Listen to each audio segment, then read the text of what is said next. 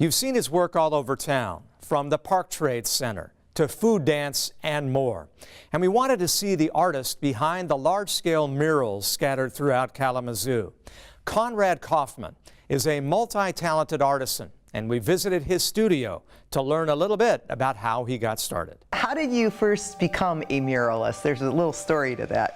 Well, I was working on a master's degree in anthropology at Western and started doing art sort of for myself on the side and dropped out of the master's program to pursue that. But along the way, a friend of mine who was a librarian at downtown Kalamazoo asked me to submit a proposal for a mural for the children's section, and I submitted a design after going, okay, I can make this up.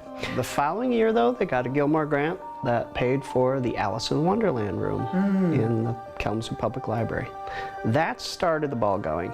2 years later, I had enough murals under the belt and they kept swarming in that I had to go full-time. Wow. Quit my job. So we've got our paint. Yeah. We've got our pizza. I've got my wine. That's right. We're ready to go. What's next? Every now and again I do a paint and pizza party. We set up canvases, a group comes in, they may know each other or they may not, makes it interesting. I provide pizza and homemade pizza. Oh, even better yet. Good wine, beer if they drink beer.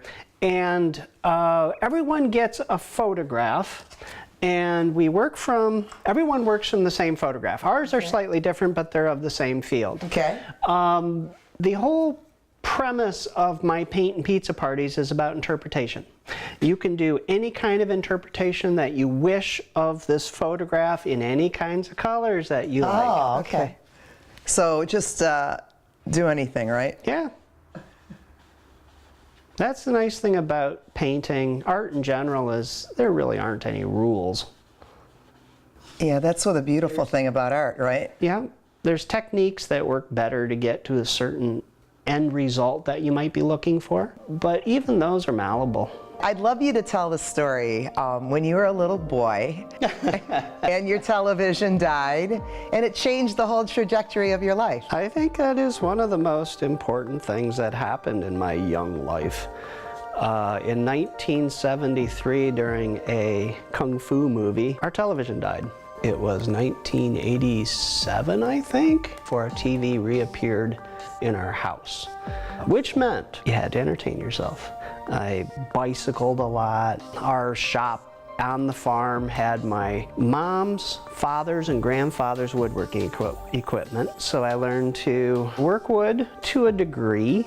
So yeah, without a television, you have a whole world open to you that TV closes you off from. Where shall we go next?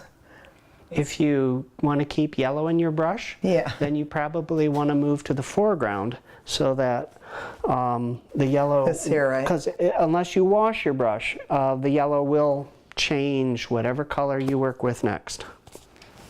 Should I wash my brush? Well, that's the other side of it. If you move to a color that's compatible with yellow, green, that's compatible, like green, right? Yeah, exactly. And then you just figure out whether or not it's going to change the color too much or just right. This particular green we're using too is a very vivid one, and it can often go way overboard. Yeah, yeah. And so it's the yellow and red that tones it backward, or purple. Oh, let's do purple. That will give you a darker tone, but you can see that it will make the green more of a, yeah, there you go. Now you're getting into olives. That'll work, right? Mm-hmm. Absolutely. When you're creating art, is that relaxing to you, or is it a work? I love the creative aspect of figuring out how to do something. It comes to a sculpture, a metal table. Okay, well, how do you put that all together? How do you do X, Y, and Z? Or a painting, how do you make that composition move the way you want it to and get the colors to balance each other and lead a viewer into it? So that's the part that I enjoy the most. Everything after that is work. Yeah. it's just the nature of it. Yeah. Cheers. Thank you for the education.